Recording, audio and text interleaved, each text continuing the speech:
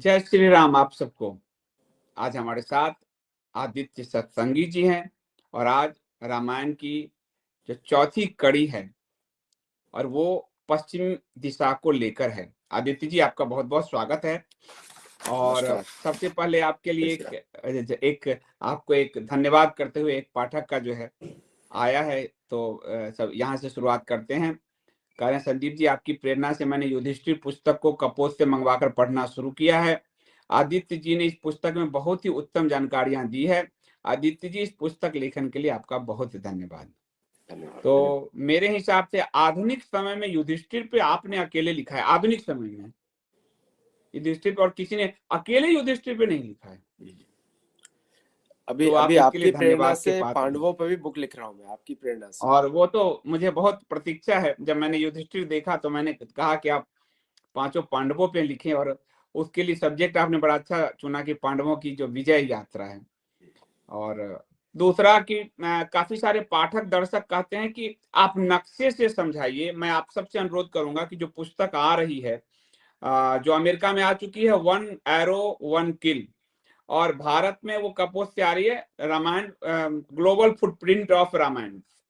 तो उसमें सारे नक्शे दिए हैं, और नक्शे के बारे में एक बार आदित्य जी बता दीजिए कि कहाँ कहाँ है, और फिर हम पूर्व दिशा की तरफ चलेंगे। देखिए, मैं श्लोक बाय श्लोक मैं गया था, हर रामायण के श्लोक बाय श्लोक गया। और अगर हमने जैसे पूर्वी दिशा में हमने बात करी, अभी एक इम्पोर्टेंट क्वेश्चन होता है कि पृथ्वी तो गोल है, भूगोल है, तो कहाँ पे किसकी बाउंड्री बैठेगी। जैसे अगर आप जापान में जाएंगे तो पूर्वी दिशा जापान के लिए क्या होगी। तो अगर आप जापान में सूर्योदय देखेंगे तो वो दक्षिणी पूर्वी दिशा से सूर्य उदय होता है, दक्षिणी पूर्वी दिशा से, जापान के अनुसार। तो उन दिशाओं को लेके जब हम बात करते हैं तब हमको समझ में आता है कि पृथ्वी पे भूगोल की जानकारी जो सुग्रीव को थी, वो किस तरह से वो सोच रहे हैं। जैसे बड़ा साधारण होता है, अगर आप वास्तु में विश्वास रखते हैं तो अपनी नाक को अगर पूर्वी दिशा में रखेंगे तो आपका जो बायन है उसको वो उत्तर दिशा होती है, और दायन जो है वो दक्षिणी दिशा होती है, और पूर्व तो पूर्व की दिशा में आपकी नाक है, पृष्ठ आपके पीछे हो गया, जिससे पश्चिमी नाम आ गया। तो इस तरह दिशाओं का कैलकुलेशन होता है। और तो जब मैं इसको मैप्स में मैं डाल रहा हूँ तो मैं वो श्लोक को के साथ मैं भी जा रहा हूँ, घूम रहा हूँ उसके साथ। तो बड़ा हम लोगों ने उत्तर दिशा में गए, हम लोग पूर्वी दिशा में गए, और अभी हम लोग पश्चिमी दिशा में जाएंगे। तो आपको मैं जैसे जिस तरह सुग्रीव की सेनाएं जा रही है उसको हम लोग फॉलो करेंगे। अभी जैसे हमने पिछली बार डिस्कस किया शतबली के बारे में, वनित के बारे में, आज हम बात करेंगे सुषेण, जिसके बारे में हम सभी लोग जानते हैं। वो सुग्रीव के सुषेण जो जो सुग्रीव की पत्नी के पिता, ससुर भी हैं, सुग्रीव के ससुर ससुर है। हाँ बिल्कुल। और तो ये बहुत ही शक्तिशाली वानर है। लेकिन ये पश्चिमी दिशा में जब जाएंगे तो किस तरह कौन कौन से प्रांतों को क्रॉस करेंगे। मैं वो श्लोक पढ़ दूं? हाँ प्लीज। अथ प्रास्थाप्य स हरिन सुग्रीवो दक्षिणाम दिशम अब्रविन्मेघ संकाशम सुषेणम नाम वानरम। यानी जो आपको आदित्य जी कह रहे हैं वो वाल्मीकि रामायण से कह रहे हैं, जिसको उन्होंने दिशा बाय अपने 1 एरो 1 किल में उन्होंने आपको अच्छे से आधुनिक संदर्भ में समझाया है। तो मैं अब मैं आपको धन्यवाद देता हूं कि अब वो क्वेश्चन उठने बंद हो गए कि मेरी जो आस्था को हिला रहे हैं, तो क्योंकि वो वाल्मीकि रामायण नहीं पढ़ा उन्होंने। तो आज पश्चिम दिशा से हम शुरू करेंगे, और पश्चिम दिशा का जो नेतृत्व है सीता जी की खोज के लिए, वो सुग्रीव ने अपने ससुर सुसैन उनको दिया। और अब यहाँ से आदित्य जी जो है आपको पूरा समझाएंगे, और नक्शा आपको उस पुस्तक में मिलेगी, अंग्रेजी में भी आ रही है, फिर हिंदी में भी आएगी, चिंता ना करें। लेकिन पहले अपनी मानस में समझें, फिर नक्शा भी आपको मिल जाएगा। जी आदित्य जी। और अच्छा, पिछली बार हम एक चीज भूल गए थे शो में, पूर्वी दिशा में पुष्पितक पहाड़ों के बारे में। पुष्पितक, तो ये जो पुष्पितक पहाड़ है, ये अगर आप ऊपर से देखते हैं, अभी तो समुद्र के नीचे हैं, एक लाइन के जैसे हैं। वो लाइन मतलब एक लाइन खींची हुई है समुद्र के नीचे। तो वो इस तरह के हैं, और उसमें एक सोने की शिखर है, उसके अंदर सोने का शिखर है, और उसको सुग्रीव बोलते हैं कि उसको झुकना और फिर तुम और जाना, उसकी पूरी दिशा में जाना। तो इसके बारे में हम लोग और डिस्कस करेंगे, बाद में कभी डिस्कस करेंगे पुष्प तक के बारे में, अगले शो में करेंगे। लेकिन ये इम्पोर्टेंट था फ्रॉम द लास्ट जो हमने शो किया था। अच्छा, सुषेण वानर का सबसे पहले, अगर जैसे वाल्मीकि रामायण हम देखते हैं या फिर महाभारत भी देखते हैं, सबसे पहले वो व्यक्ति कौन है, उसका पात्रत्व को क्या है, मतलब वो क्वालिफाइड है कि नहीं है, उसके बारे में जरूर हमारे ऋषि मुनि बताते हैं। तो पहली बात तो सुषेण वानर ससुर है सुग्रीव का, तो बहुत ही करीबी रिश्तेदार है, लेकिन सुग्रीव के अधीन है, तो सुग्रीव ने उसको आज्ञा दी, उनको आज्ञा दी है। और उनका रंग जो है काले रंग का है, वर्ण उनका जो रंग है उनका काला है, और उनका जो पर्सनैलिटी है काफी शक्तिशाली पर्सनैलिटी है, बट नॉट लाइक अंगद के जैसे नहीं है। और उनके साथ उन्होंने उनको भेजा अर्चिष्मान। अर्चिष्मान जो है मरीचि के पुत्र है। ये मरीचि जो है, ये सप्त ऋषियों वाले मरीचि की बात कर रहे हैं हम, ये वो मरीचि के पुत्र हैं।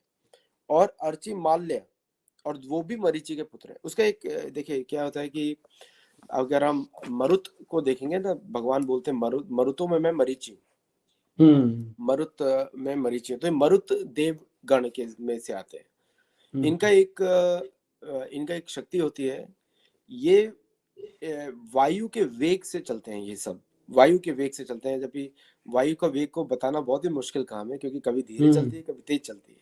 पर यहाँ पे जो वायु का वेग बात किया है, वो बोला गया है कि सरलता से ये किसी भी जो खम ईथर को बोलते हैं, उधर ये तैर सकते हैं, खम में ईथर, जैसे हम बोलते हैं ना खम मनो बुद्धि रे बचा, भगवत गीता में है खम, इंग्लिश में उसका नाम है इथेरियल, ईथर, जो कि स्पेस की हम बात कर रहे हैं, तो वहां पे इजीली मूवमेंट होता है।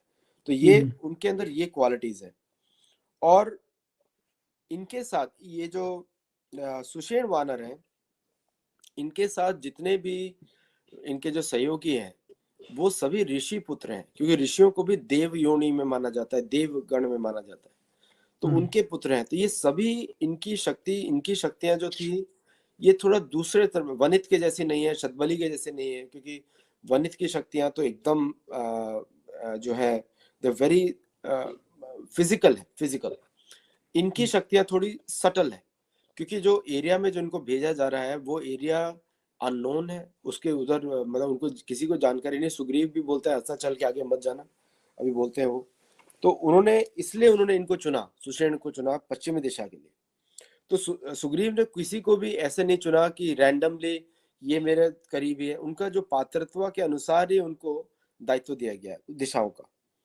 और यहाँ पे सबसे ज्यादा सेनाएं भेजी गई पश्चिमी दिशा में, 2 लाख वानर, 2 लाख वानरों की, जो कि सभी देव और ऋषियों के पुत्र हैं, सबकी समान क्वालिटीज है, जो कि पहाड़, ऊंचे से ऊंचे पहाड़ जा सकते हैं, क्योंकि इस एरिया में आज से नहीं, रामायण काल में भी म्लेच्छ और यवनों की भरमार है, बर्बर पश्चिम जाति दिशा में तो अटैक होते रहे हमारे यहाँ। हाँ होते रहे।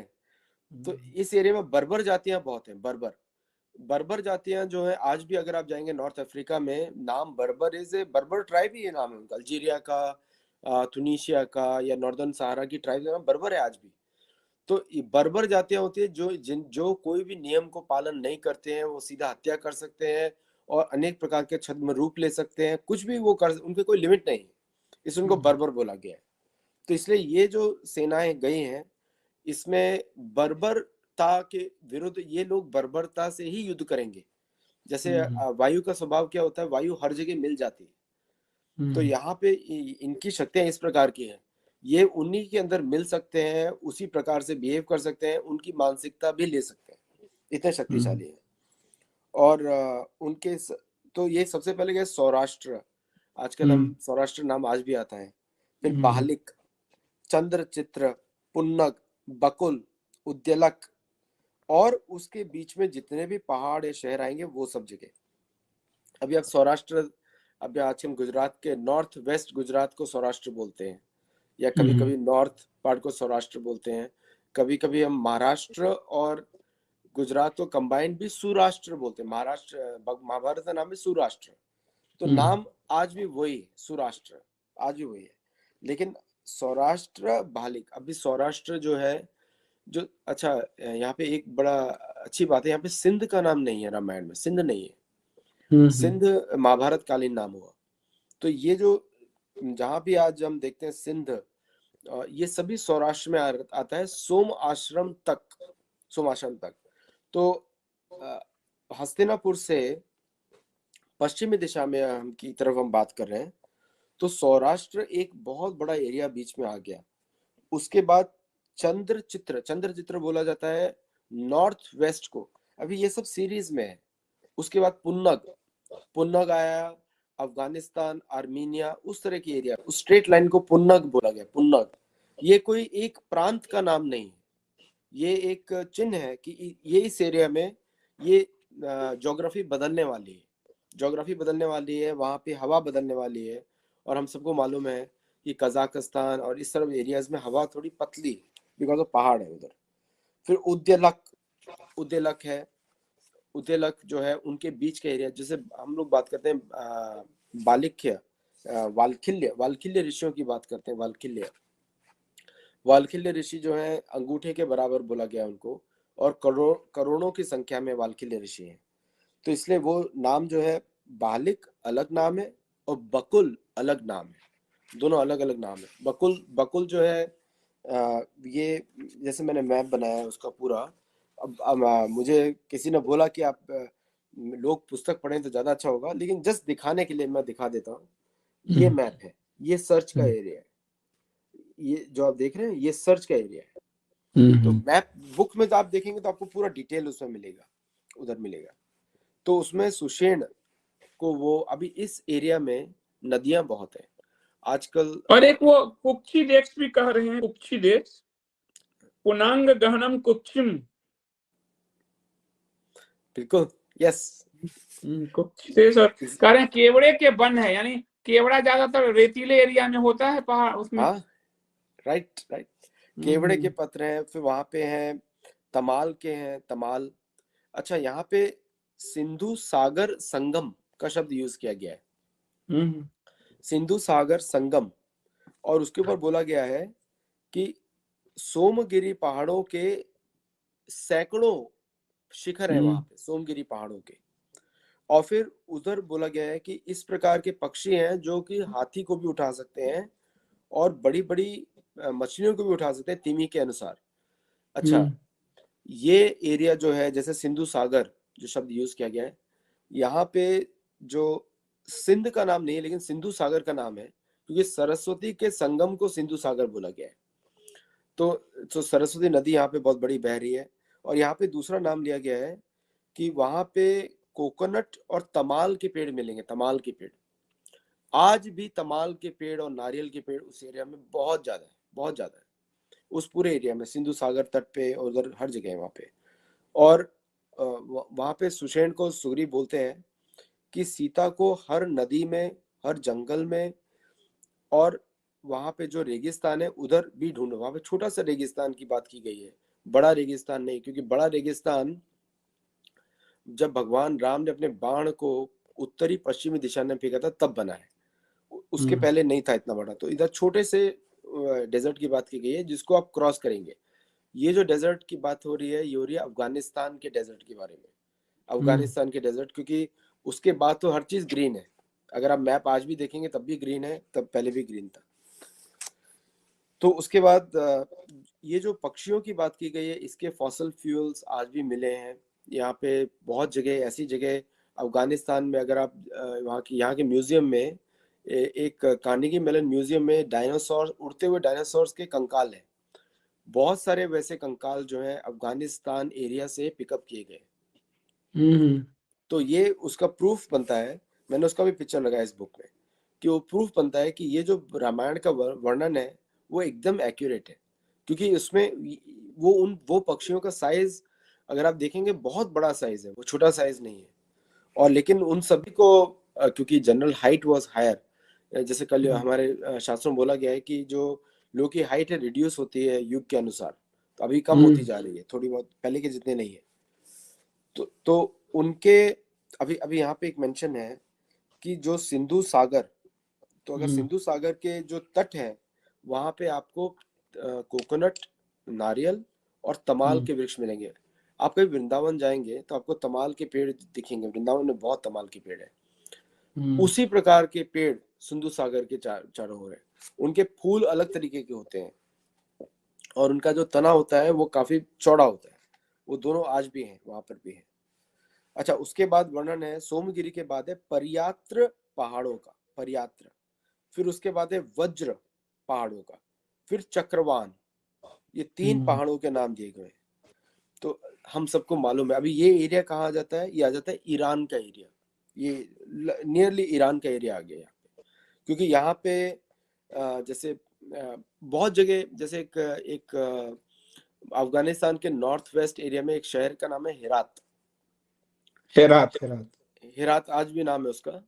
पहले उसका नाम था हरिव्रत। उसका एक आपको 700 या 800 ईस्वी का कोई हिस्ट्री का बुक है, मैंने एक बार देखकर रेफरेंस किया था उसको, उसमें हरिव्रत नाम दिया गया है, उससे हेरात शब्द आया है। तो और बाद में हिंदू कुश नाम पड़ा 1200 या 1300 में पड़ा, जहाँ पे काफी हिंदू ट्रेडर्स को उधर मारा गया था क्रॉस करते हुए। अच्छा, वहां पे ये 3 पहाड़ों के नाम दिए हैं, पर्यात्र, वज्र, चक्रवान। और चक्रवान पहाड़ों पे पंचजन्य का जो शंख है वो भगवान विष्णु को दिया गया। तो इससे वहां पे मंदिर भी होंगे। तो मैंने बहुत उधर रिसर्च किया कि उधर एक्चुअली वहां पर शुरू में हिंदू के मंदिर थे, उस समय एरिया में थे। अब वो मैप में अगर आप देखेंगे इस प्रकार का ट्रैवल आती है, मतलब 2 दिशाओं से ट्रैवल हो रही है इस तरह की। तो ये 2 लाख वानर जो है इस तरह डिवाइड होके जा रहे हैं। एक जा रहा है कश्यप महासागर के ऊपर से, एक कश्यप महासागर के नीचे से। तो 2 लाख लोगों में से 1 लाख ऊपर से जा रहा है, एक नीचे से जा रहा है। और वहां पे अगर आप जाएंगे, in between the deep waters of the ocean there is a golden city by the name of Pragjyotish.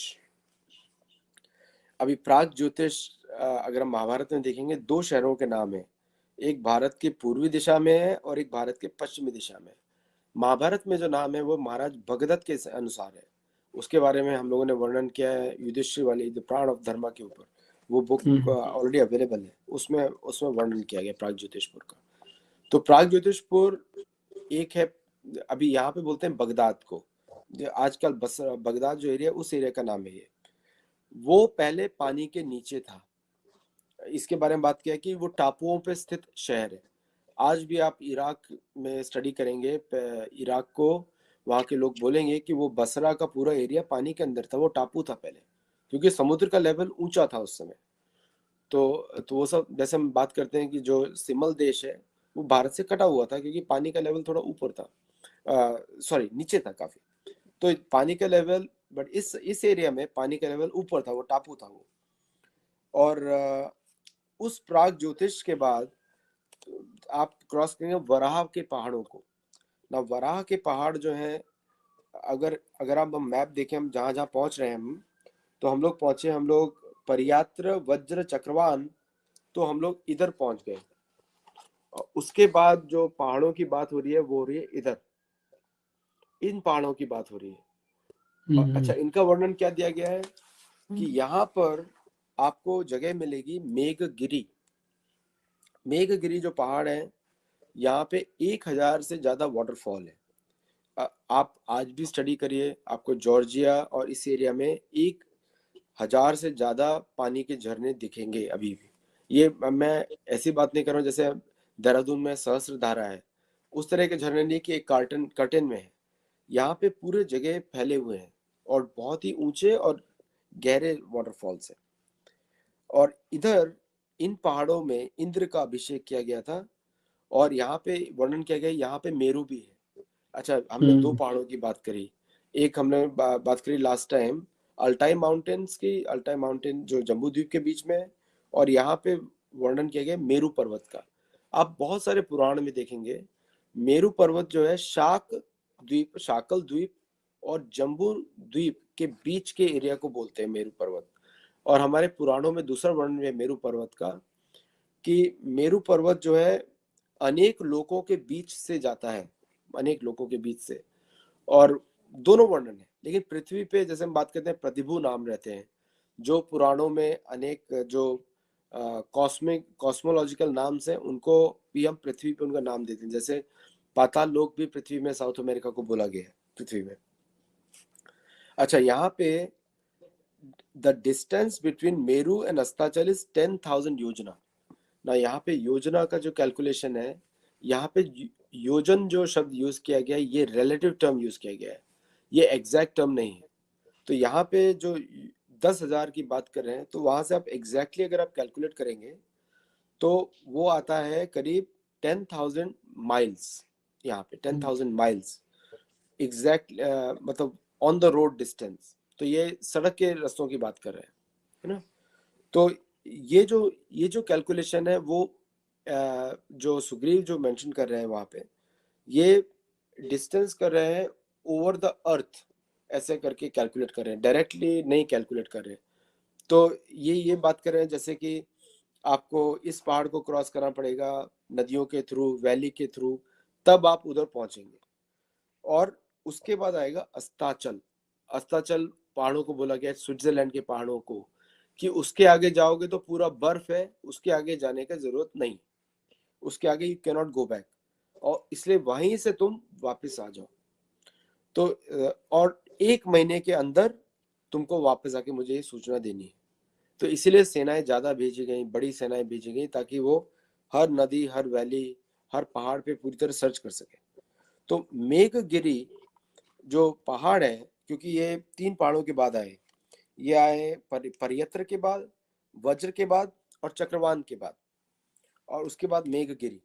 तो ये मेघगिरी जो है ये आता है, जैसे इसमें काफी कंट्रीज के नाम मैंने दिए हैं, रोमानिया, बल्गारिया, ग्रीस, मोल्डोवा और यूक्रेन।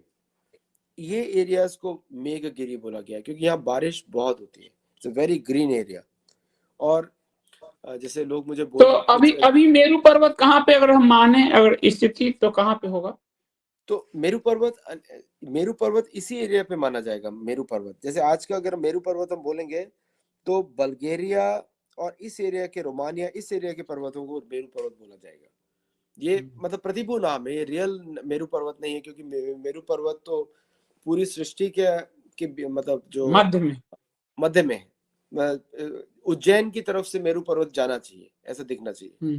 लेकिन ये नाम इसको इसलिए दिया गया है क्योंकि यहाँ पर इंद्र का अभिषेक हुआ है। तो इंद्र बहुत सारे इंद्र हो चुके हैं, तो किसी इंद्र का यहाँ पे अभिषेक हुआ था पहले किसी और मनवंतर में, तो इसलिए इस एरिया को बोला गया है। और अच्छा, यहाँ पे एक और चीज आती है, यहाँ पे ना भागवत पुराण से ऐड किया है इसके अंदर।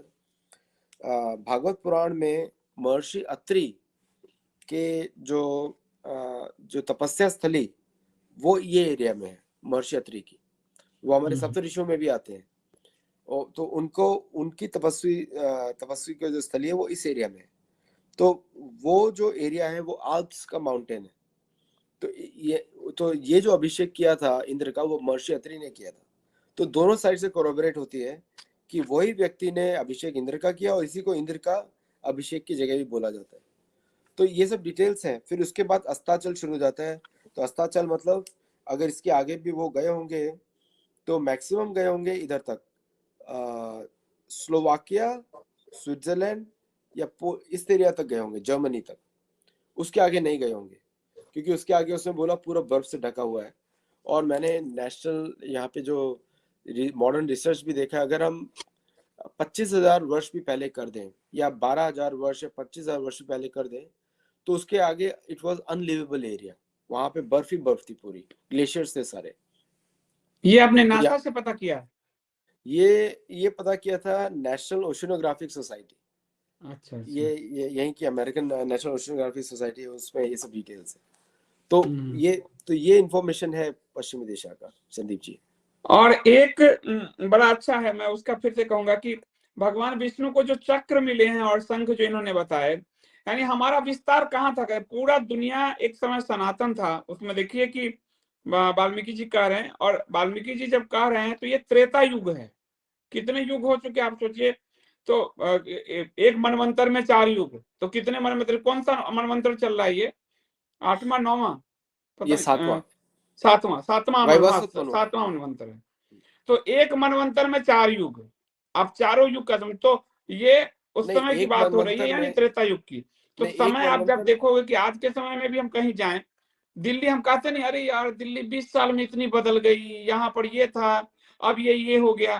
तो वो कितने पुरानी बात हो रही है। तो सनातन का विस्तार वो कह रहे हैं जैसे कि चतुर्भागे समुद्रस्य चक्रवान नाम पर्वतः तत्र चक्रम सहस्राम निर्मित विश्वकर्मणा।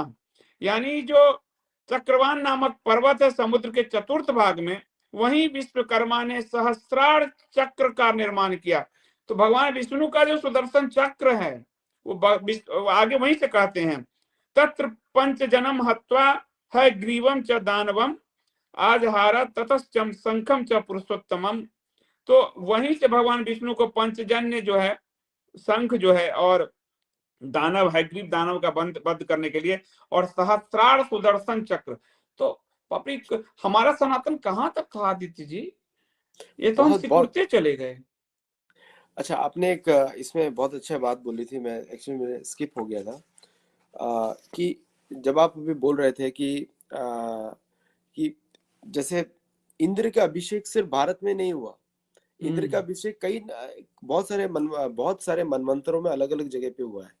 हाँ जैसे हाँ। 7वां मनवंतर चल रहा है अभी वैवस्वत मनु का, हम्म और इसमें 24वें त्रेता युग में रामायण हुई है, हम्म ऐसा भागवत पुराण बोलता है। और अभी हम लोग 28वें कलयुग में है। एक हम्म मनवंतर में 72 दिव्य युग होते हैं। दिव्य युग मतलब एक युग में 4 सतयुग, त्रेता, द्वापर और कलयुग, ये इसको हम्म एक दिव्य युग माना जाता है। ऐसे 72 होते हैं एक मनवंतर में। इस प्रकार 14 मनवंतर होते हैं एक दिन में ब्रह्मा के।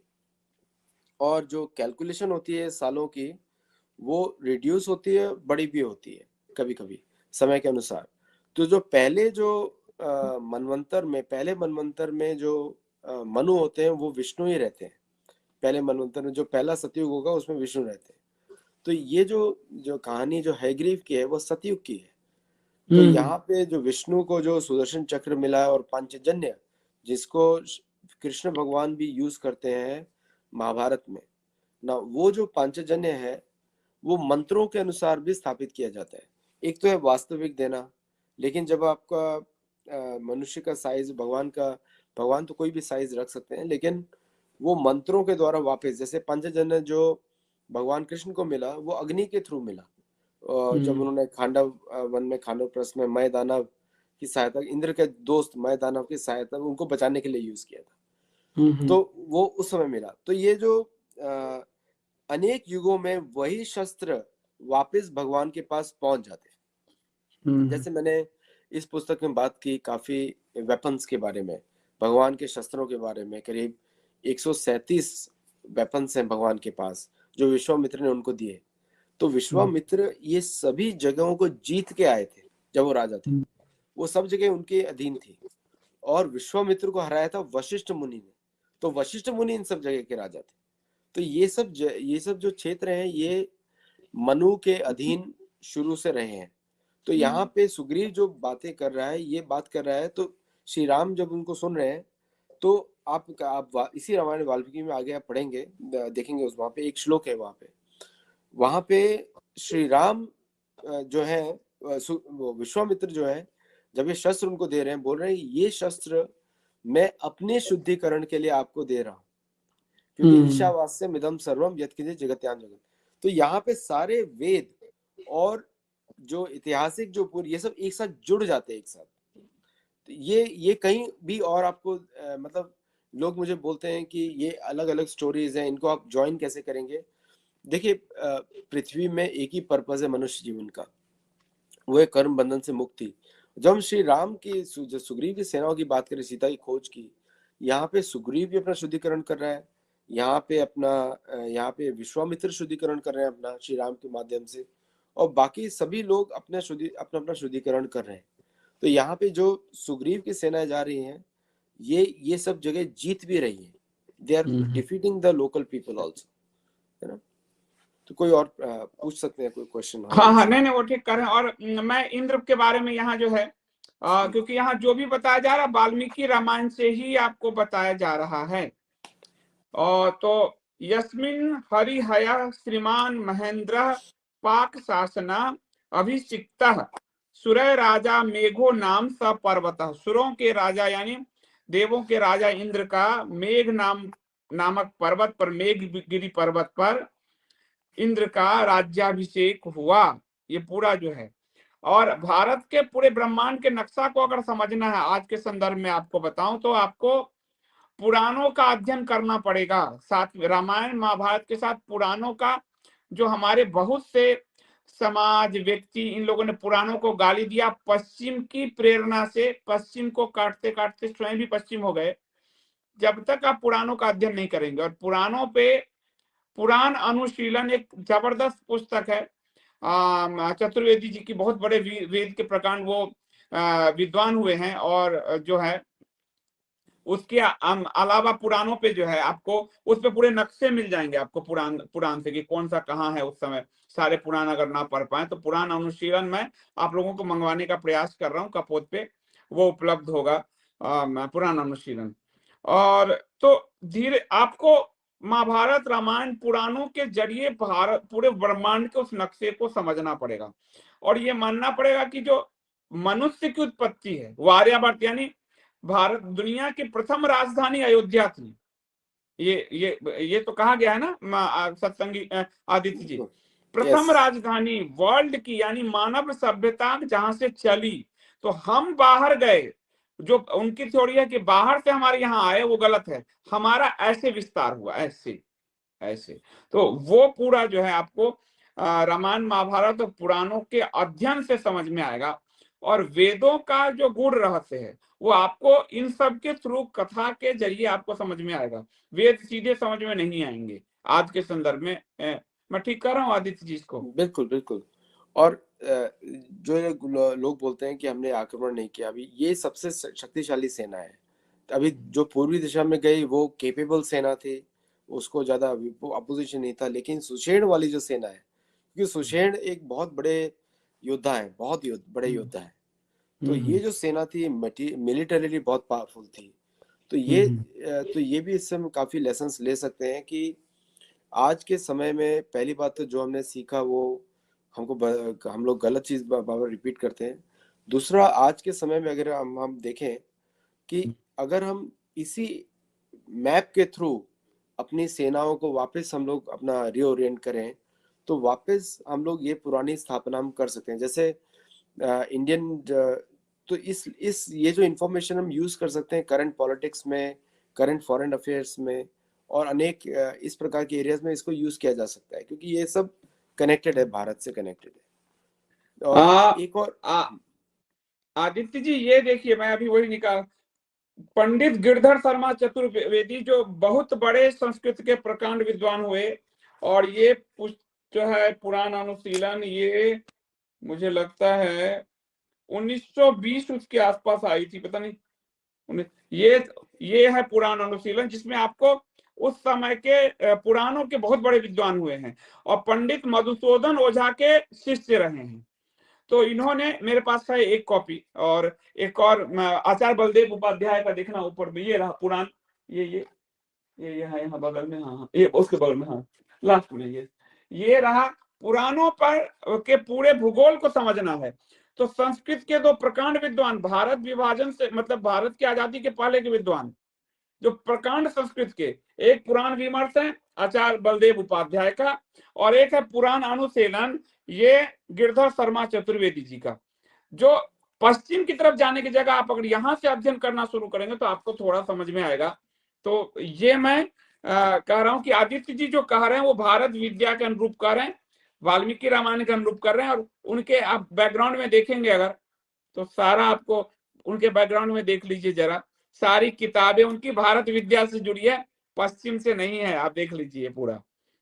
तो पुराण अनुशीलन और मैं पुराण विमर्श जो है ना, ये मैं उपलब्ध कराने का प्रयास कर रहा हूँ, नहीं मिलता है अब।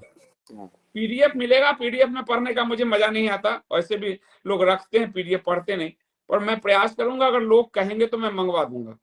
तो ये आपने बहुत अच्छा समझाया कि पश्चिम की दिशा जो है कहाँ तक थी, और अगले एपिसोड में हम दक्षिण की दिशा में चलेंगे। शायद एक ही दिशा बचा है, एक ही दिशा बचा है।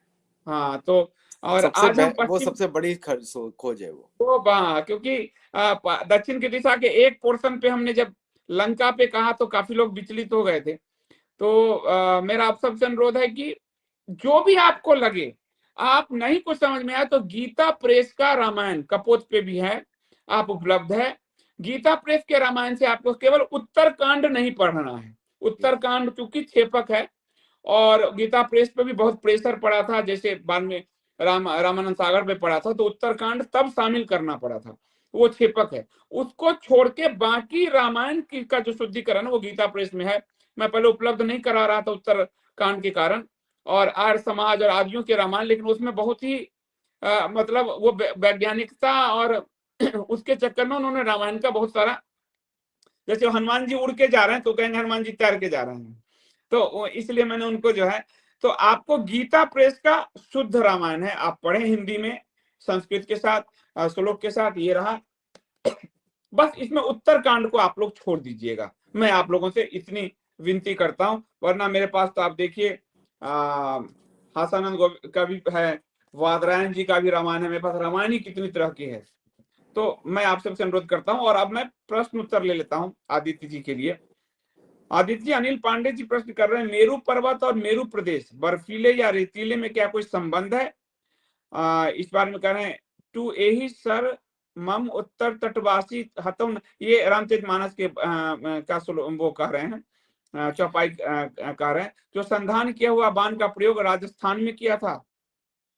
देखिए, जो भगवान राम ने अपना बाण छोड़ा, तो अगर आप वो दिशा देखेंगे तो जैसे महेंद्रगिरी पर्वत से जब वो नीचे आते हैं समुद्र की तरफ, तो वो सीधा समुद्र की तरफ आते हैं, वो पूर्वी दिशा में नहीं जाते हैं, वो दक्षिणी दिशा में ही सीधा आते हैं नीचे। अगर आप वहां से देखेंगे तो सीधा समुद्र आ गया। उस पॉइंट से अगर आप बाण छोड़ते हैं उत्तरी पश्चिमी दिशा में, तो अगर वो देखेंगे तो वो थार डेजर्ट नहीं आता है, क्योंकि थार डेजर्ट में कभी रेगिस्तान उस समय था ही नहीं। जो आजकल थार डेजर्ट, उधर रेगिस्तान नहीं था, क्योंकि वहां पे सरस्वती बहती थी। सरस्वती नदी एक समय में 20 से 22 किलोमीटर चौड़ी है उस एरिया में। तो सिंधु सागर जो का वर्णन अभी हम लोगों ने किया था, सिंधु सागर की पश्चिमी दिशा में सोमगिरी है। सोमगिरी जो है वो सभी श्रृंखलाएं मानी जाती हैं ऋषियों की। वहां पे भगवान राम अपना बाण नहीं फेंकने वाले, क्योंकि वहां पे ऋषि लोग तपस्या करें सोमगिरी में। तो उसके भी पश्चिमी दिशा में होगा। तो ये जो एरिया है जिसके बारे में जो भगवान राम जो फेंकते हैं, वो मोस्टली सऊदी अरेबिया और मेडिटेरेनियन का एरिया है जहाँ पे बाण गिरता है। अच्छा, भगवान राम के बाण की शक्ति बताऊं मैं आपको। एक साल का वृक्ष 2.5 मीटर चौड़ा होता है। साल के वृक्ष का तना 2.5 मीटर चौड़ा होता है आज के समय में। उस समय में और भी ज्यादा होगा। अगर उसके अंदर आप कोई गोली मारते हैं तो एक पेड़ को भी क्रॉस नहीं कर पाएगी गोली। लेकिन भगवान राम का जो बाण है 7 पेड़ों को क्रॉस करता है और फिर पाताल लोक पहुंच जाता है, पृथ्वी को भेदता हुआ। तो भगवान राम की शक्तियां थोड़ा असीमित है। अभी लोग उसको बोलेंगे कि मिथोलॉजी, ऐसा कोई कर नहीं सकता। नहीं, ऐसा ऐसा बहुत सारा चीजें है जो हम लोग नहीं कर सकते। लेकिन उसको अगर नहीं बोले आत्मते मन्यते जगत, अगर हम नहीं कर सकते तो कोई और नहीं कर सकता, वो मूर्खता पूर्वक हो गया। तो भगवान राम का ये जो वाली का जो वाली ने जो टेस्ट लिया, वो एक वास्तविक रूप में था। वाली चेक कर रहा था उनको। तो वो जो बाण है वो उत्तरी पूर्वी दिशा में, अगर भारत के उस तट से देखेंगे तो उत्तरी पश्चिमी दिशा जो है वो थार डेजर्ट नहीं पहुंचती है, क्योंकि वहां पे साधु लोग हैं। वहां पे कुरुक्षेत्र तब भी था और आज भी है वो एरिया में। वो कुरुक्षेत्र कोई छोटा सा गार्डन नहीं है, पार्क नहीं है, शहर का नाम नहीं है, वो इज अ ह्यूज एरिया। तो that area is in the islands on the north west side, जहाँ पे सऊदी अरेबिया है, इराक है, या उस एरिया के डेजर्ट के बारे में बात किया।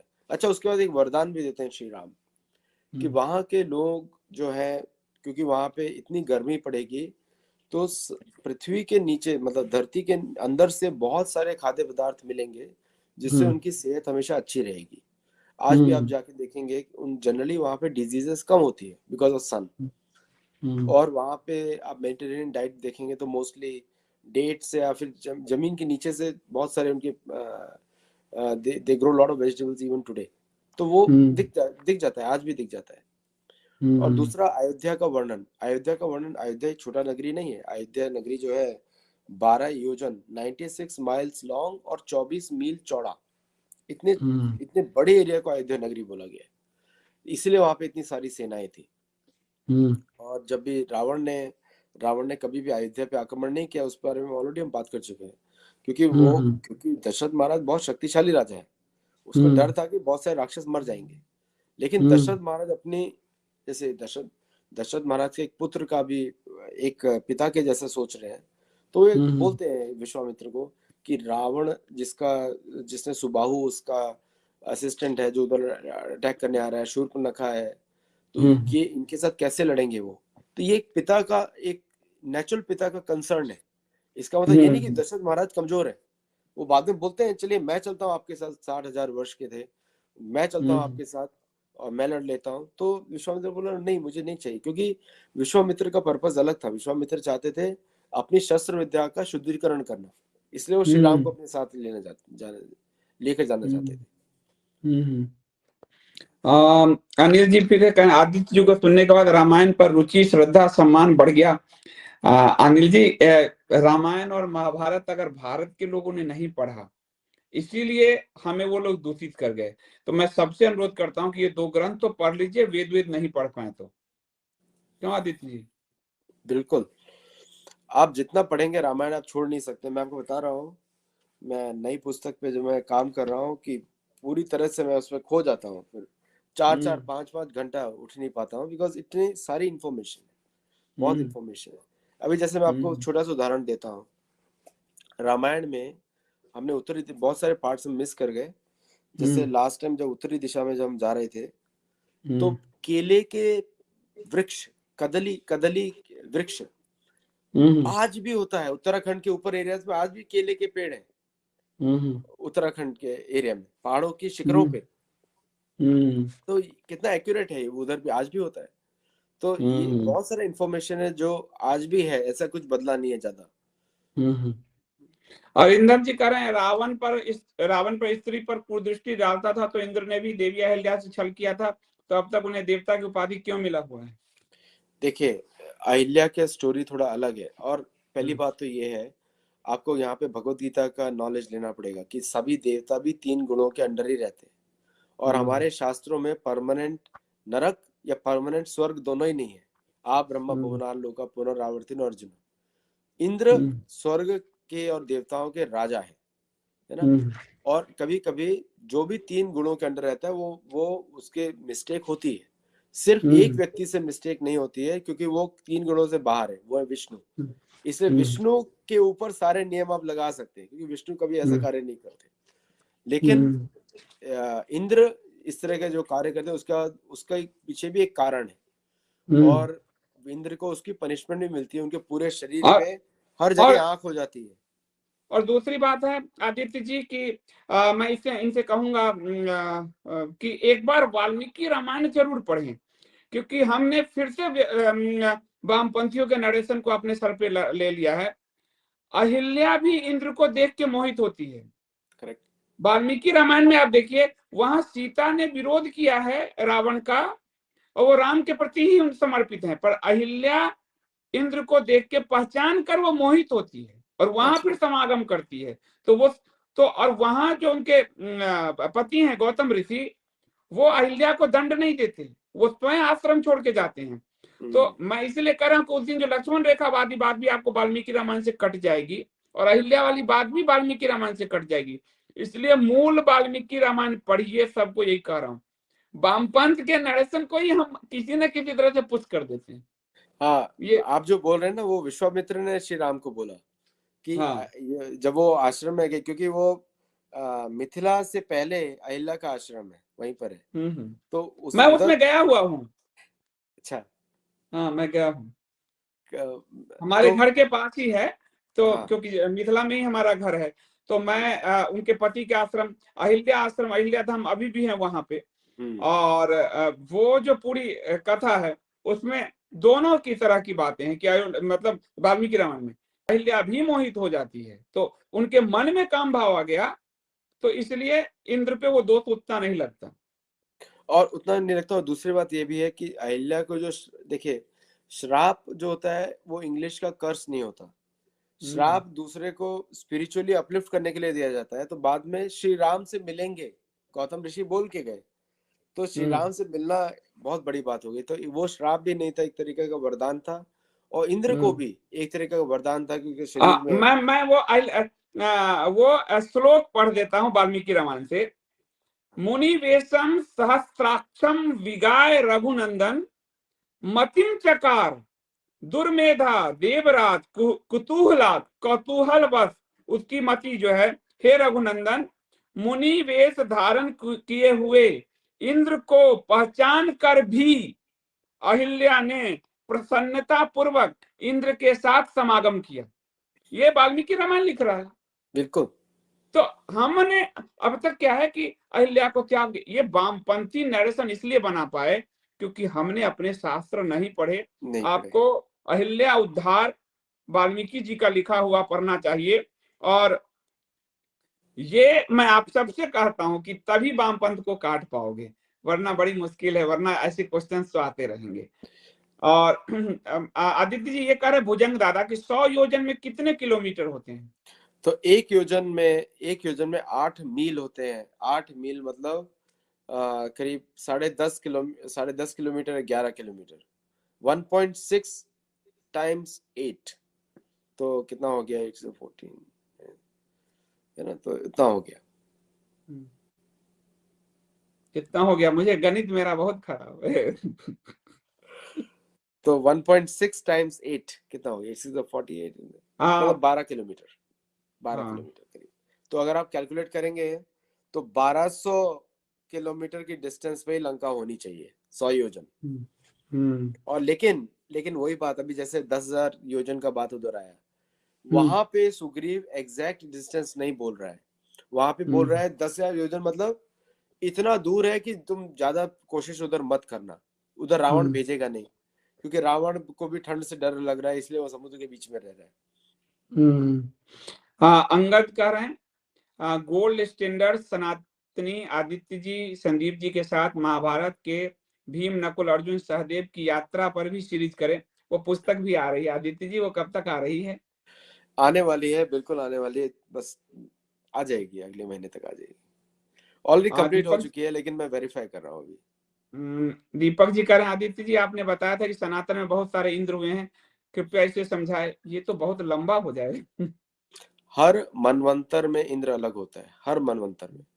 मतलब जैसे अभी वैवस्वत मनु है, जैसे इंद्र जो है पोजीशन है, व्यक्ति का नाम नहीं है। तो बहुत सारे इंद्रों की कहानियां हैं, लेकिन पहले जो इंद्र है वो विष्णु बनते हैं, पहले इंद्र। तो इसलिए वामन देव को भी कभी कभी इंद्र, अभी वामन देव अगले इंद्र जो है। तो जब कोई भी अवेलेबल क्वालिफाइड आदमी नहीं होता है, उस समय इंद्र विष्णु बन जाते हैं वो इंद्र। तो हर मनवंतर में नया इंद्र होते हैं, नए सूर्य के राजा होते हैं, नए चंद्र के राजा होते हैं। ये सभी जो नक्षत्र हैं, जैसे जो अगर आप भगवत गीता में, आपको कंबाइन करना पड़ेगा इंफॉर्मेशन, क्योंकि गीता में भगवान कृष्ण 10th चैप्टर में बताते हैं विभूति योग कि उनकी कौन कौन सी विभूतियां हैं। तो चंद्रमा को भी नक्षत्र बोला गया है। चंद्रमा को एक प्लैनेट नहीं बोला गया, नक्षत्र बोला गया है चंद्र को। तो हमारे शास्त्रों में नक्षत्र अलग होता है, प्लैनेट नाम का कोई शब्द है नहीं। सूर्य सिर्फ एक ही है। जैसे आजकल हमको सिखाया गया है कि बहुत अनेक सूर्य होते हैं, लेकिन हमारे यहाँ ज्योति रवि अंशुमान एक ही है, रवि अंशुमान, जो ज्योतिर्साम रवि अंशुमान। तो आपको ये इन्फॉर्मेशन जब आप कंबाइन करते हैं, फिर आपको वेरीफाई करना पड़ेगा। तो मैं उसको ट्रायंगुलेट, जैसे भगवत गीता में आपको एक लाइन में भगवान कृष्ण बोल देंगे कुछ, फिर उसको आप भागवत पुराण से कनेक्ट करिए, फिर उसको आप रामायण से कनेक्ट करिए और महाभारत से। आपको गारंटीड बोल रहा हूँ, कहीं पे भी कोई कॉन्ट्रडिक्शन नहीं है। तो इसका मतलब ये है, आपको रामायण से भी एक्यूरेट इन्फॉर्मेशन मिलेगी, महाभारत से भी एक्यूरेट इन्फॉर्मेशन मिलेगी, भगवत गीता में तो एक्यूरेट इन्फॉर्मेशन है ही, और सभी पुराणों में कोई डिफरेंस नहीं है। कभी कभी शब्दों में डिफरेंस आता है, दैट यू हैव टू अपने गुरु से पूछ के करना पड़ेगा काम, उसको रिजॉल्व करना पड़ेगा। ऐसे कहना क्या श्री राम गुजरात गए थे? रामायण में गुजरात और वहां के प्राचीन गिरनार पर्वत का उल्लेख है तो जरूर बताइए। हाँ, भगवान राम गुजरात, देखिए दंडकार, गुजरात तो आज के शब्द का नाम है, पहले गुजरात शब्द कहाँ था? सुराष्ट्र का नाम है, सुराष्ट्र। तो भगवान राम दंडकारण्य की तरफ गए, फिर वो नासिक की तरफ आए, जनस्थान जो नासिक में है, गोदावरी तट पे है, तो वो सब पहले गुजरात था। इवन ब्रिटिश के टाइम में महाराष्ट्र और गुजरात वाज वन प्रोविंस, वो अलग अलग नहीं था। वो गोवा भी एक ही प्रोविंस था। तनिष्क वर्मा कह रहे हैं, why was Diti considered to be अपवित्र when she was sleeping with her head on her knees and they are touching her feet? राजा त्रिशंकु को जब चंडाल बनाया गया उसका अर्थ क्या है रामायण में? उसका रंग नीला क्यों हो गया? ये सब देखिए, दीति के बारे में है कि ये बहुत अच्छा क्वेश्चन है, लेकिन आपको इसका बैकग्राउंड इंफॉर्मेशन होना जरूरी है कि दीति को अपवित्र क्यों माना गया कि वो अपना सिर को अपने घुटने पे रख रही है। वो किस अवस्था में है ये देखिए आप। वो भगवान विष्णु के मंदिर में अपने घुटनों के साथ छू के बैठी हुई है। वो एक छोटा सा इंस्टेंस है। अभी मैं आपको बता, देखिए ये सारे नियम जो है पढ़े लिखे लोगों पे माने जाते हैं। जैसे अगर कोई व्यक्ति को ज्ञान नहीं है, वो थोड़ा बच्चा अगर गलती कर दे, उसकी गलती नहीं मानी जाती। लेकिन दिति कौन है? दिति तो दिति और अदिति ये दोनों पत्नियां हैं कर्दम मुनि की। तो उनके कश्यप साथ ऋषि, हाँ, कश्यप ऋषि के साथ, कश्यप ऋषि के साथ है, सॉरी। हाँ तो उनका उनका क्वालिफिकेशन अलग है, इसलिए उनको ये सब बातों किया। आपने त्रिशंकु की बात करी।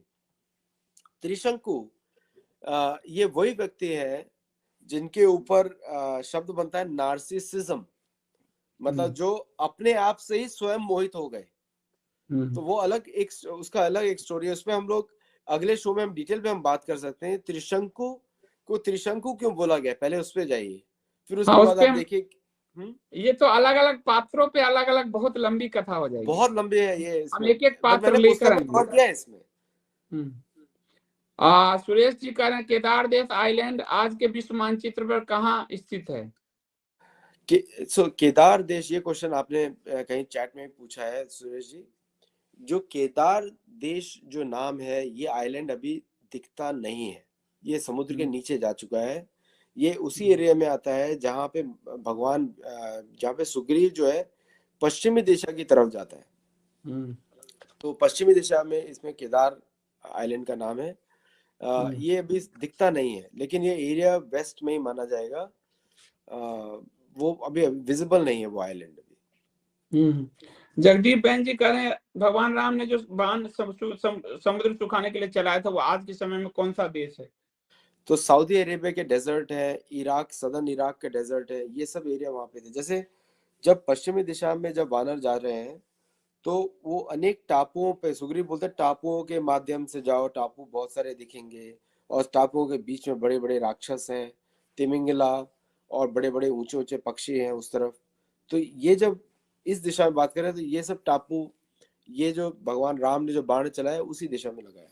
इसमें मैं अगले अगले सेशन में इसमें डिटेल में कवर करूंगा, बिकॉज अगला सेशन फाइनल होगा इस सीरीज में, और उसमें मैंने ये सब डिटेल्स में अच्छी तरह उसमें लिखा है मैंने। परियात्र, फिर उसके बाद जो दक्षिणी दिशा की जब मैं बात कर रहा हूँ वहां पे इन सब के बारे में मैंने बात किया। जैसे there is a mention over there, द्वीपस्यातरे पारे शतयुजन विस्त्र अगम्य मानुष दीप्तम मार्गवम संबंधता तत्र सर्वात्मना सीता मार्गितव्य विशेषता। तो ये जो डायरेक्शंस की बात करी गई है साउथ में, हनुमान, नील, जाम्बन, वहां पे मैंने ये सब डिटेल से बात किया है कि जब उन्होंने बाण चलाया तो किधर जाके लगा उधर।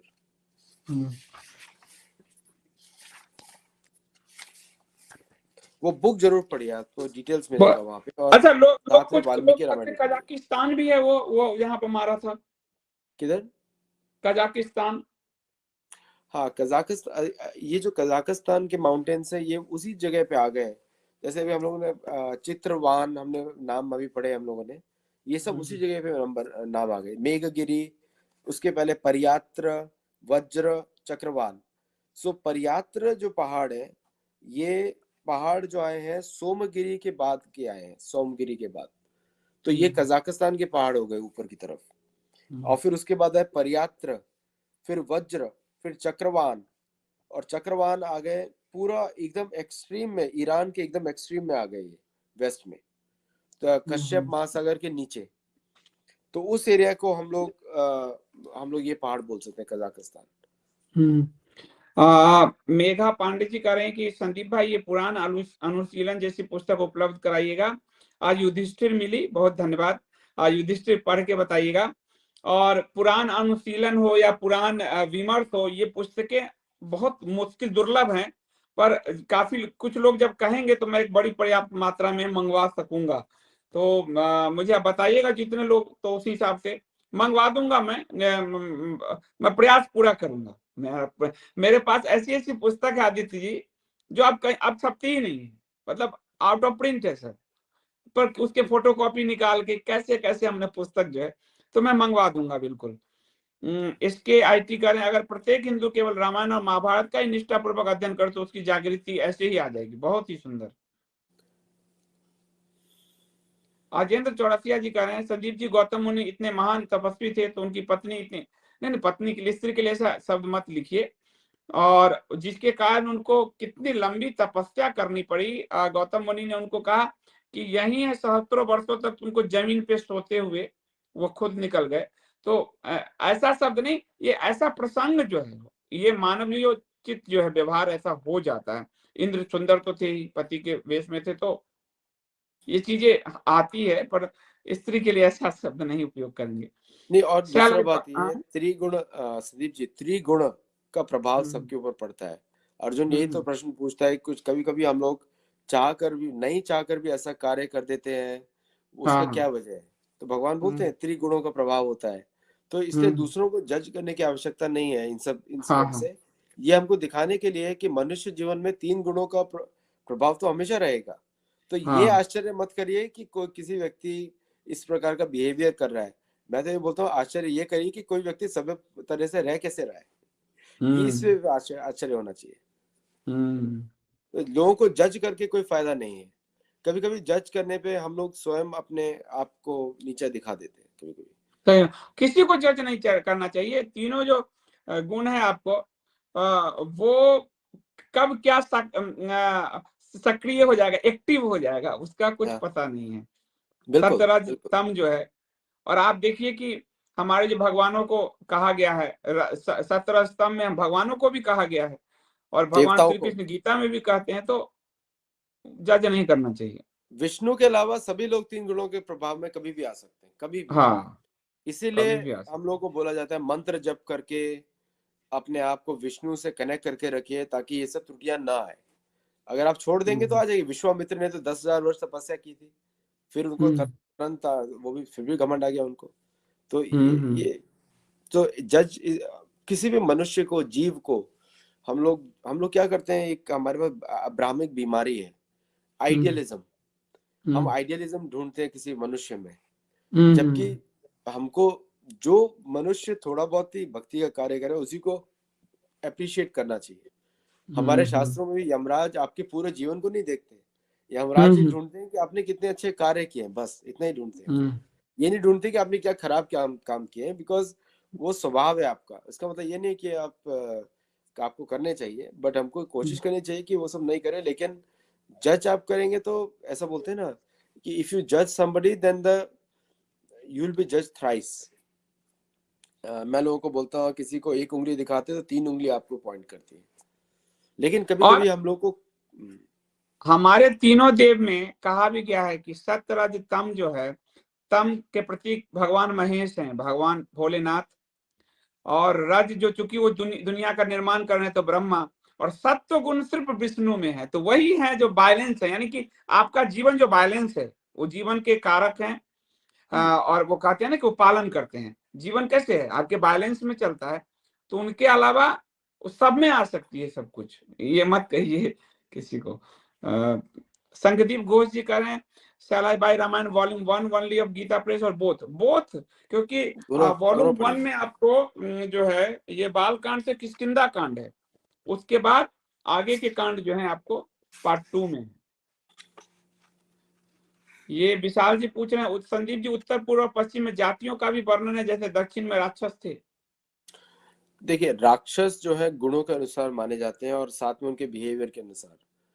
तो राक्षसों का वर्णन ज्यादातर दक्षिण दिशा में है, दक्षिणी दिशा में है, समुद्र के टापुओं में है। आज भी आजकल आप देखेंगे कि मैक्सिमम जो है जो जो भयंकर जानवर है सब समुद्र के नीचे है, सबके सब। करीब एक मैं किसी वेल का पिक्चर देख रहा था, करीब 200 फीट लंबी, 200-250 फीट लंबी, और वो जानवरों को भी खा जाती है, पत्थरों को भी निगल लेती है, दोनों चीज करती है। बरमुडा ट्रायंगल वाले जगह का उल्लेख है क्या? ऐसा कोई उल्लेख नहीं है बरमुडा का। लेकिन आप एक बात मान के रखिए, हमको मनुष्य जाति को पृथ्वी के बारे में 10% ही मालूम है, उससे ज्यादा मालूम नहीं। हाँ, सही बात, खोज ही रहे हैं, सब खोज ही रहे खोज हैं। रहे हैं। हमने अंतरिक्ष में चले गए लेकिन पृथ्वी के बारे में नहीं जानते, क्योंकि अंतरिक्ष में इजिप्ट जाना पे बहुत कुछ आसान है। बताया है? इजिप्ट लग तो है। इजिप्ट में, हाँ, ये बहुत अच्छा प्रश्न है। ये थोड़ा रामायण से बाहर का उत्तर है, क्योंकि ये कुश, जो कुश था, लव और कुश में कुश को अफ्रीका का द्वीप दिया गया था शासन करने के लिए शत्रुघ्न के द्वारा। शत्रुघ्न ने अफ्रीका नेशनों पे, जो नेशंस थे उन पे ही कॉन्कर्ड देम। तो कुश वहां का राजा था, इसलिए आज भी अफ्रीका में कुषाण डायनेस्टी चलती है। कुषाण आज भी नाम है, वही उनको पुरानी मानी जाती है। और अगर आप उनका देखें, इजिप्ट के पिरामिड में फराव जो है नर और व्याघ्र की मूर्ति है, नर और व्याघ्र की मूर्ति है, जो कि हमारे वैदिक काल की मूर्ति है। वैसे आपको मंदिर साउथ इंडिया में भी दिखेंगे कहीं पर। तो वो पिरामिड जो है श्री यंत्र के रूप में है, तो डेफिनेटली भगवान रामायण का उसमें था। और अच्छा, एक और चीज भी है कि पश्चिमी दिशा के वक्त जब सुग्रीव की सेनाएं क्रॉस कर रही हैं वो आइलैंड, तो उधर अफ्रीका अफ्रीका का एक्चुअली हल्का सा उसमें पार्ट उसमें है उधर। मैं उसमें एक जगह मैंने उसको मेंशन भी किया है बुक में, उसका नाम मुझे याद नहीं आ रहा है, एक मिनट। तो उसमें वो पार्ट भी टच हुआ है अफ्रीका का। तो इसलिए अगर आप पश्चिमी दिशा का ट्रैवल में देखेंगे, शतवान वो जगह अफ्रीका के एरिया को भी आप मान सकते हैं उस तरफ। ये पूछे आदित्य जी, अगर वाल्मीकि रामायण 23 में त्रेता युग में हुई तो हमारे 28 में त्रेता युग में रामायण हुई या नहीं, और 23 में त्रेता की रामायण कितने साल पहले हुई? अच्छा, ये जो कहानी है भगवान राम की अनेक मनवंतर में होती है, एक ही मनवंतर की कहानी नहीं है। लेकिन रावण का वध सिर्फ एक ही बार हुआ पूरे ब्रह्मा के दिन में, पूरे ब्रह्मा के दिन में एक ही बार रावण का वध हुआ। ये 24वें त्रेता युग की कहानी है, ये मध्वाचार्य के अनुसार और ये भागवत पुराण के अनुसार। यहाँ सुखदेव गोस्वामी 24वें त्रेता युग की बात कर रहे हैं।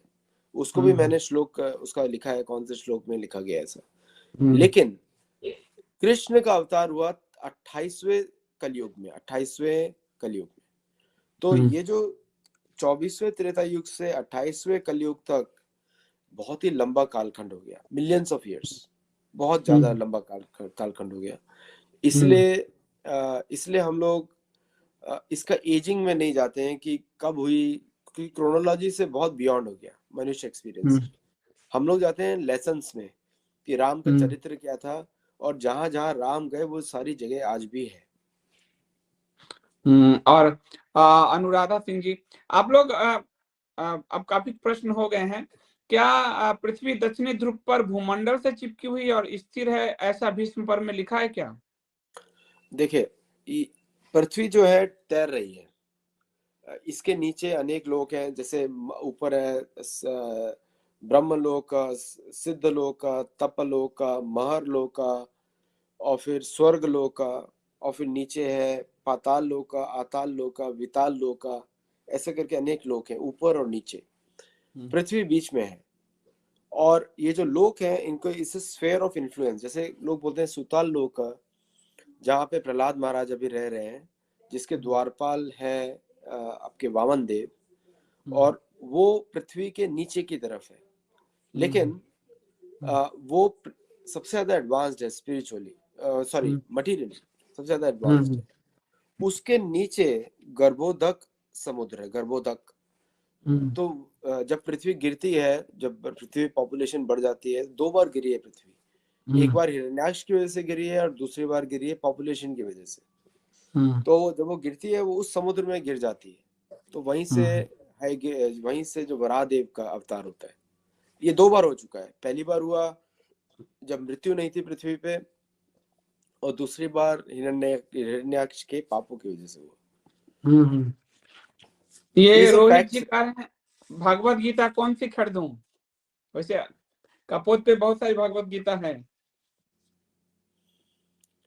आप कौन सा रिकमेंड करेंगे इनको? हमारे यहाँ शंकर भाष्य भी है, तिलक जी की गीता भी है, और आपसे कहें हर गीता हमारे यहाँ उपलब्ध है। तो ये चाहते हैं कि आप इनको रिकमेंड करें, कौन सी गीता पढ़ेंगे? एक ये वाली जो बुक है 330 रुपए वाली, वो कौन सी थी? साधक संजीवनी। साधक गीता संजीवनी प्रेस में भी, हाँ, आप ये डेफिनेटली पढ़िए, खरीदिए। लेकिन इसमें कुछ शब्दों का अर्थ ठीक नहीं है। जैसे कि जैसे मैं आपको जैसे एक उदाहरण देता हूँ, सर धर्मान परित्यज्य माम एकम शरणम व्रज। उसमें कभी कभी कुछ शब्दों का, श्लोकों का अर्थ ठीक से आता नहीं है। तो ये सभी गीताएं देखिए, लेकिन सबसे अच्छी गीता रहेगी जो सरल हो, स्ट्रेट फॉरवर्ड हो। तो संदीप जी, मैंने भी गीता ट्रांसलेशन लिखी है वर्ड बाय वर्ड। तो मैं आपको भेज दूंगा, आप देखिएगा उसको। ठीक ठीक ठीक है ना? तो उसमें आप, मैंने क्या किया, ये सभी गीताएं पढ़ के फिर मैंने उसके अंदर सारे ऐड्स किए मीनिंग्स। क्योंकि जस्ट आपको ये समझ, आपको मैं एक बड़ा सिंपल सा देता हूँ उदाहरण। अगर कृष्ण भगवान ऐसा बोल रहे हैं, मन मना मन मद भक्तो मद याजी माम नमस्कुरु मम एवैषसि सत्यम ते प्रिय जानो असी प्रिय असी में। तो अगर वो ऐसा बोल रहे हैं, अगर कोई उसका अर्थ ये बोले कि कृष्ण जो है अपने विदिन परमात्मा अलग है, कृष्ण अलग है, इसका मतलब वो ट्रांसलेशन ठीक नहीं है। क्योंकि वो व्यक्ति अपने बारे में बात कर रहे हैं। तो जिसका अर्थ कॉमन सेंस में नहीं बैठे, वो उस गीता को ना पढ़िए। सही बात है। और से मैं लोगों को इसलिए रिकमेंड करता हूँ, जैसे आदि शंकर का भाष्य जो है गीता पे थोड़ा कठिन हो जाता है, लेकिन अगर थोड़ा प्राइमरी से आप ऊपर गए तो पढ़ सकते हैं। तिलक की गीता मैं आजकल लोगों को इसलिए कह रहा हूँ तिलक की गीता, क्योंकि वो आज का संदर्भ जो है कर्म योग, उनपे जेल में बैठ के उन्होंने लिखा, अंग्रेजों के विरुद्ध जब लड़ाई हो रही थी, तो वो पूरे कर्म योग को तो आज का मानव उसको कोरिलेट कर पाता है। मतलब जो प्राचीन समय से आ रहा है उसकी अपेक्षा आज का मानव जो है तिलक के भाष्य से कोरिलेट कर लेता है अपने आप को, क्योंकि आज भी उसी तरह गुलामी मानसिकता वाली स्थिति आज भी है। तो वो जो है इसलिए मैं कई बार जब मुझे लोग कहते हैं तो मैं कहता हूँ आप तिलक जी की गीता पढ़ सकते हो, मुझे भी बड़ी प्रिय है वो। और महर्षि अरविंद की गीता पर वो मुझे थोड़ी सी आम लोगों के लिए मुझे लगता है बाउंस कर जाएगी, तो इस वजह से वो नहीं कहता हूँ मैं, पढ़ाई यहाँ। और आदि शंकर की गीता पढ़ सकते हैं तो बहुत बढ़िया, पर आदि शंकर का काल और तिलक के काल में बहुत डिफरेंस, तो तिलक आपके वर्तमान में हो जाते हैं, ये बात है। और बाकी मैं आदित्य जी की गीत जो है वो आपको मैं उपलब्ध कराऊंगा। प्रदीप जी कह रहे हैं we want to purchase Ramcharitmanas, Sandeep ji guide us, Gita press के अलावा कोई नहीं लो। हालांकि अंग्रेजी वाली भी रामचरितमानस है, हिंदी अंग्रेजी और संस्कृत, हिंदी और उसका अंग्रेजी, वो मेरे पास है। वो रामचरितमानस मेरे पास है, ये रहा, परिमल प्रकाशन का है, जिसमें तीनों ही भाषा में उसका, ये आप देखेंगे कि अंग्रेजी हिंदी बहुत कलरफुल करके, तो मेरे पास एक कलरफुल रामचरितमानस भी है अंग्रेजी में कई बार चीजों को समझने के लिए। पर अब गीता प्रेस, नहीं कुछ समझ में आ रहा हो तो गीता प्रेस, मेरा सबसे यही अनुरोध है। कृष्ण जी कह Sandeep ji off topic but one important question, why can not Sanatan leaders like you Ajeet Bharti Sandeep meet set our priority? अब इस पे तो मैं क्या कहूंगा, हम लोग धर्म का काम कर रहे हैं कृष्ण जी, और धर्म का काम जो है वो भीड़ बन के नहीं किया जा सकता। आदित्य जी थोड़ा आप इस पे थोड़ा सा मर्म बताइए कि धर्म का काम क्या भीड़ बन के हो सकता है? भीड़ धर्म के कार्य में देखिए, यहाँ पे वाल्मीकि तो आप सभी को लीडर्स बनाना चाहते हैं, तो सबसे इम्पोर्टेंट चीज है स्वयं को, अपने धर्म को जानिए। और लीडरशिप मैं तो कभी कोशिश करता नहीं हूँ लेने की, और ना ही चाहूंगा कभी करने की। लेकिन सनातन धर्म की leadership is built on education, is not built on getting votes और पॉपुलैरिटी, यस यस। है ना। तो इसीलिए हम इसलिए अगर आपको अगर अच्छा लीडर बनना है मैं तो रामायण इसीलिए पढ़िए। कुरुक्षेत्र गुरुकुलम का मैंने स्थापित किया है। कई लोग का जो संगठन बनाइए, बिना ज्ञान तो सब जैसे भड़बड़ा के अभी गिर रहा है ना हमारा सब कुछ, बिना ज्ञान के। ज्ञान हो जाएगा, आप स्वयं सामर्थ्यवान हो जाएंगे, और जहां आप जाएंगे वहीं उसको बदल देंगे। व्यक्ति ही और बदल हमारे सकता है। और हमारी परंपरा जो है शिक्षा की परंपरा है, दीक्षा की नहीं है। तो हम्म लीडरशिप वाली परंपरा नहीं होती, शिक्षा की रहती है। मुकेश जी कह रहे हैं कि गुरुजी बाली सुग्रीवादी बानर थे तो उनकी पत्नियां सुंदर इंसान कैसे थी, शंका का समाधान करे। सुंदर उनके लिए थी, वो सुंदरता का वर्णन वाल्मीकि ने, ये बड़ा अच्छा क्वेश्चन है। ये सुग्रीव की नजरों के लिए बहुत सुंदर थी वो। श्री राम जी नहीं अट्रैक्ट हो रहे थे, श्री राम जी रिकग्नाइज भी नहीं किया कहीं पर भी। तो सुग्रीव के लिए सुंदर थी, उनके लिए सुंदर थी। तो ज्यादातर हम लोग पिक्चर लगाते हैं कि दिखाते हैं कि जो वाल्मीकि जो रामानंद सागर ने दिखाया वो तो पिक्टोरियल है, मूवी का। जामवाल जी कह रहे हैं I found source of your code Bible gateway Matthew 7:1 do not जज और यू टू विल बी जज। ये क्या है पता नहीं, मैं तो बाइबल नहीं पढ़ा हूँ। हाँ, तो गीता में क्या लिखा, गीता में इसके बारे में क्या लिखा है बताइए। हाँ, ये हम क्या लोग कल कह कह रहे रहे हैं कि ये? गीता में क्या लिखा हुआ है। गीता में लिखा है, क्या लिखा है गीता में? गीता में भूमि रापा नलो वायु खम मनो बुद्धि रे बचा। और दूसरा है कर्ता हम इति मन्यते प्रकृति क्रियमाणानि गुणे कर्माणि सर्वशः अहंकार विमूढ़ आत्मा कर्ता हम इति मन्यते। तो इस श्लोक को समझने की कोशिश करिए। तो उसमें इसलिए बाइबल को कोट नहीं करना चाहिए। मैंने अमेरिका में कभी कोट नहीं किया, तो आप क्यों कर रहे हैं? और मैं भी ना बाइबल कुरान पढ़ने में अपना समय नष्ट नहीं कर रहा हूँ। सनातन को अगर जान गए, अपने आप सारे झूठ ढह जाएंगे। जो लोग कर रहे हैं वो अच्छा कर रहे हैं, क्योंकि उसका भी उनको जानकारी सबको देना चाहिए। पर मैं उस पे अपना समय, मानव का ये जीवन व्यर्थ करने को तैयार नहीं हूँ। सनातन को जितना प्रसारित कर दीजिए, मतलब अगर हम स्वच्छ पानी की धारा फेंकेंगे तो कूड़ा करकट अपने आप बह जाएगा ना। यही प्रकृति का सिद्धांत है, उसी के हिसाब से चल रही। शायद जराश्री जी करें, क्या अटलांटिक महासागर और नॉर्थ अमेरिका के बारे में बताया गया है रामायण में? बिल्कुल बिल्कुल, उसको क्षीर सागर बोला गया है, क्षीर सागर, क्षीर सागर।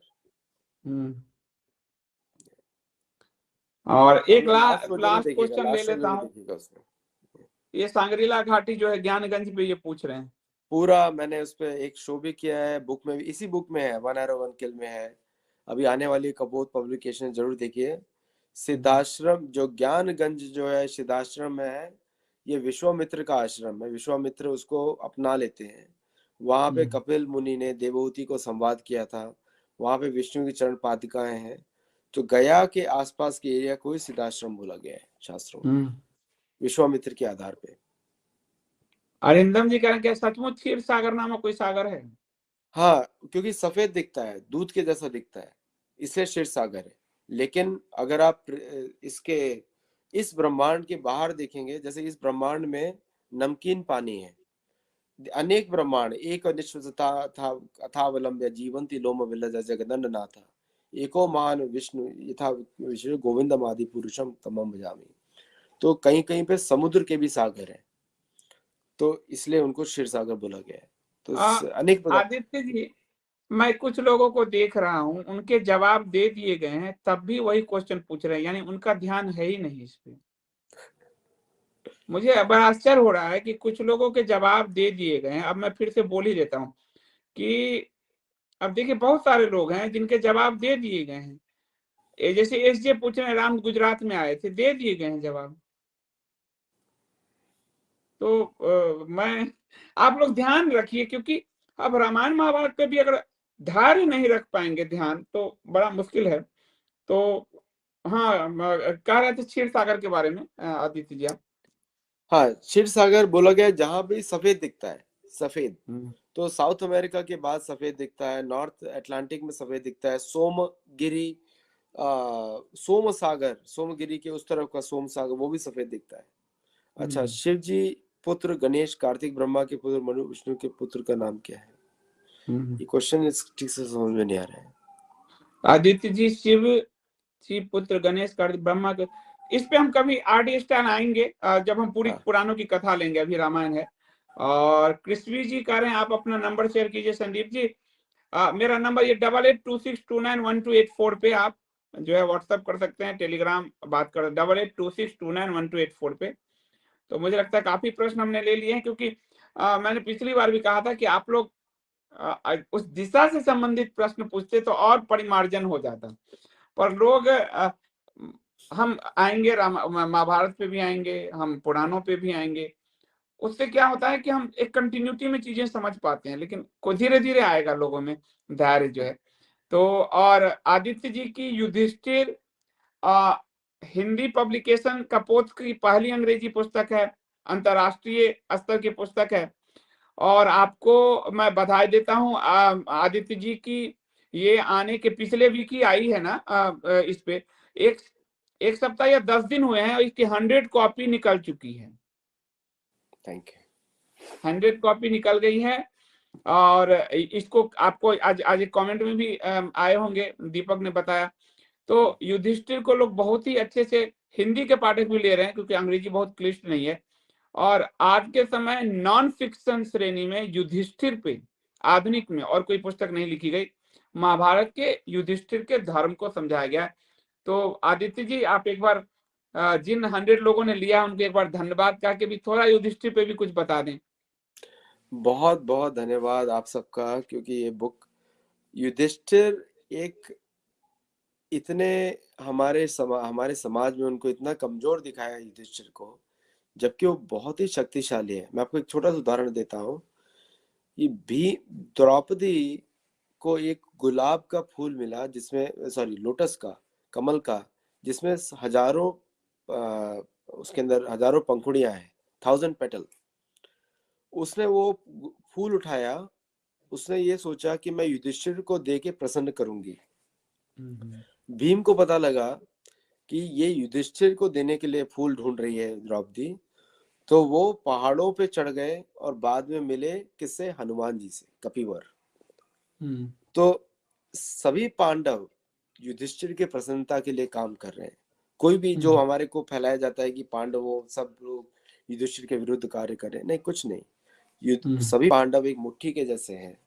और पूरी सृष्टि में भगवान कृष्ण ने किसी को चुना राजा बनाने के लिए, वो है युधिष्ठिर। अर्जुन उनके सखा थे, अर्जुन उनके भक्त थे, लेकिन अर्जुन और ने युद्ध लड़ा युधिष्ठिर के लिए।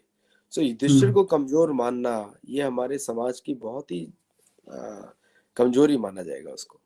युधिष्ठिर महाराज प्राण और धर्म है, सही में प्राण और धर्म है। ये टाइटल संदीप जी ने चुना है एक्चुअली।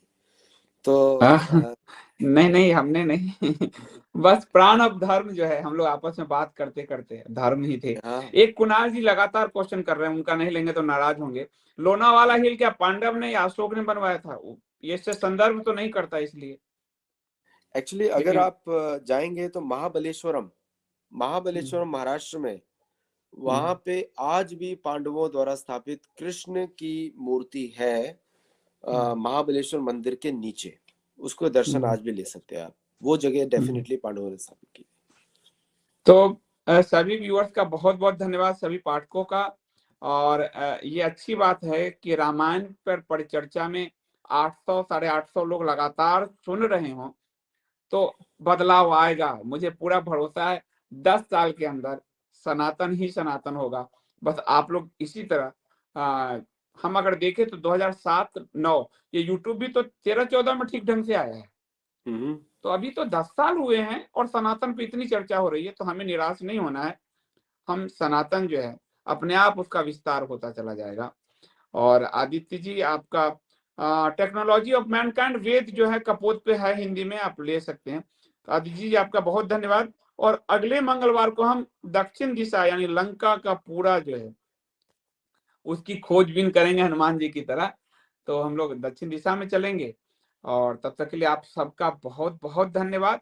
और आदित्य जी आपका बहुत धन्यवाद कि आपके यहाँ सुबह है, हमारे यहाँ रात्रि है। आप मुझे शुभ रात्रि कहिए, मैं आपको शुभ दिन कहूंगा। और हाँ, फिर हम मिलते हैं अगले सप्ताह। बहुत बहुत धन्यवाद। शुभ रात्रि, जय जय श्री राम। श्री राम। जय श्री राम।